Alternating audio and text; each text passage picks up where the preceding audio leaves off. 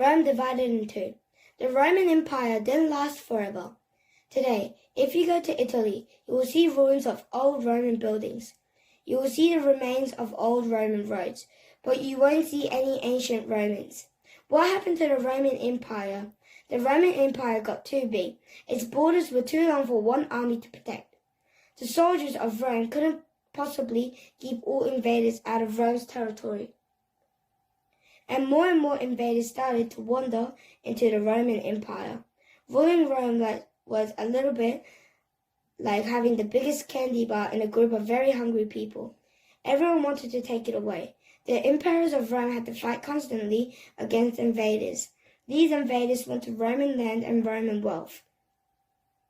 They wanted to use the Roman roads and live in Roman villages, but they didn't want to obey the Roman emperor or pay taxes to the Roman government.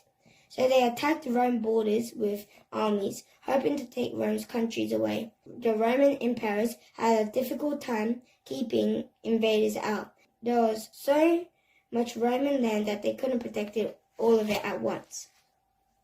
If ruling Rome was like having the biggest candy bar in a group of hungry people, ruling the entire empire was like having a candy bar as big as a car. How could you keep the whole candy bar safe?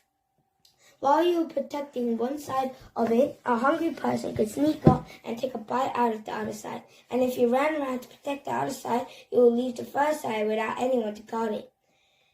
How could you protect such a big candy bar? Do you have any ideas? Here's one idea. You could break the candy bar in half and give the other half to someone you trusted to guard for you. That's exactly what happened to the Roman Empire. A wise emperor named Diocletian realized that no one ruler could keep all of Rome safe. This empire was too big for one man, he exclaimed. I'll break it into two pieces and ask someone else to rule the other half. So Diocletian asked another Roman leader to be his partner.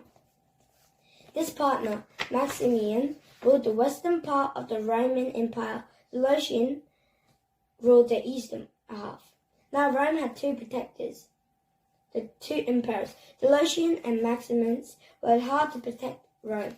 Each one had an army, and they recruited more and more soldiers to make their armies bigger. For a while, the Romans held off invaders. The Roman Empire seemed to be doing well.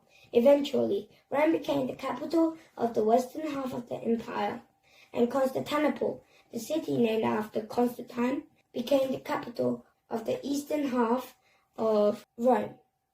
Eventually, Rome became the capital of the western half of the empire, and the Constantinople, the city named after Constantine, became the capital of the eastern half of the empire. But something strange began to happen to Rome. The western Roman Empire grew poorer and poorer, while the eastern Roman Empire became richer and richer. The people of the west even had trouble finding enough food for themselves. They had to buy food from the east, and Rome, which had once been the greatest city in the world, was looking run down. But Constantinople was a shining, beautiful city full of marble buildings with gold trim. The western Roman Empire had other problems too. The invaders from the north kept attacking its borders, and the western army too was too weak to keep these invaders away. The people of the western Roman Empire called the barbarians because they could not understand their language, and they were frightened of the barbarians, who seemed able to conquer anything in their path. The armies of the western Roman Empire tried to fight the barbarians off, but they just kept on coming. They invaded Britain, they invaded Gaul, they invaded Spain, and soon they invaded Italy itself.